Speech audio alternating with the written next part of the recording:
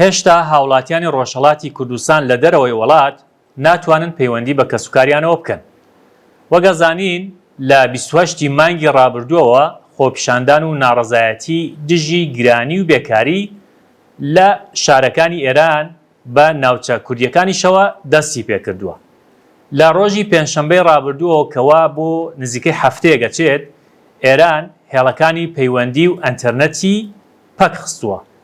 جا بەیانی ئەمڕۆ پەیامنێری ئاژانسی فرانس پرێس بڵاوی کردەوە کە پەیوەندیە نێودەوڵەتیەکان بۆ ئێران ئاسایی بوونەتەوە، واتە خەڵکی ئێرانی دانیشتووی دەرەوەی وڵات دەتوانن پەیوەندی بە کەسوکاریانەوە بکەن.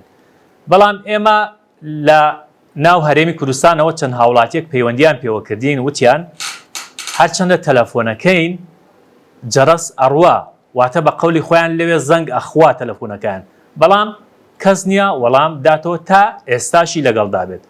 جا ئێمە خۆمان کەسوکارمان لەوێ هەیە، تاقیەکەینەوە بزانین جواب بدەنەوە یان نا.